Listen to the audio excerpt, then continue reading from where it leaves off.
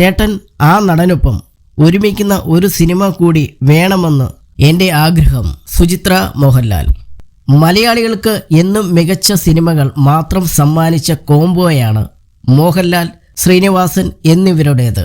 80കളിലും 90കളിലും ഇരുവരും ഒന്നിച്ച സിനിമകൾ മലയാളികളോട് ചേർന്ന് നിൽക്കുന്നവയാണ്.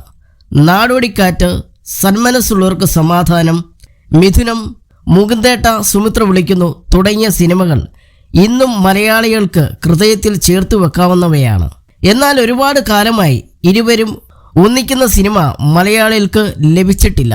ഇപ്പോഴിതാ മോഹൻലാലിൻ്റെ ഭാര്യ സുചിത്ര മൂവി വേൾഡ് മീഡിയയ്ക്ക് നൽകിയ അഭിമുഖത്തിൽ ഈ കോംബോ ഒരിക്കൽ കൂടി ഒന്നിക്കണമെന്ന ആഗ്രഹം പങ്കുവച്ചു.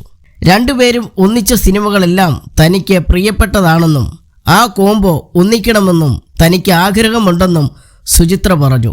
എന്നാൽ ശ്രീനിവാസന്റെ ആരോഗ്യം ശരിയായിട്ട് മാത്രമേ അതിനെപ്പറ്റി ആലോചിക്കാൻ കഴിയൂവെന്നും സുചിത്ര പറഞ്ഞു.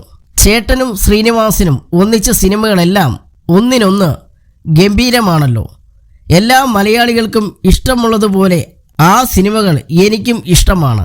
രണ്ടുപേരും വീണ്ടും ഒന്നിക്കണമെന്നും സിനിമ ചെയ്യണമെന്നും ആഗ്രഹമുണ്ട്.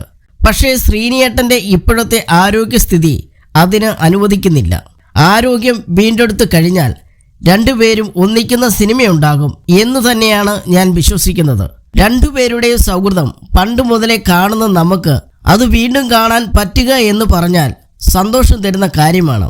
എന്തായാലും കാര്യങ്ങളൊക്കെ വരുന്നത് പോലെ വരട്ടെ എന്ന് തന്നെയാണ് ആഗ്രഹം, സുചിത്ര പറഞ്ഞു. വിനീത് ശ്രീനിവാസൻ സംവിധാനം ചെയ്ത 2 ചിത്രങ്ങളിലും പ്രണവ് മോഹൻലാലായിരുന്നു പ്രധാന വേഷത്തിൽ എത്തിയിരുന്നത്. രണ്ടാമത്തെ സിനിമയായ വർഷങ്ങൾക്ക് ശേഷം എന്ന സിനിമയിൽ ധ്യാൻ ശ്രീനിവാസനും പ്രണവ് മോഹൻലാലുമാണ് പ്രധാന വേഷത്തിൽ എത്തിയിരുന്നത്. ഇവരെ ഒരുമിച്ച് കണ്ടപ്പോൾ തന്നെ ആരാധകരുടെ മനസ്സിൽ വീണ്ടും മോഹൻലാലും ശ്രീനിവാസനും ഒന്നിക്കണമെന്നൊരു ആഗ്രഹം തന്നെ ഉണ്ടായിരുന്നു.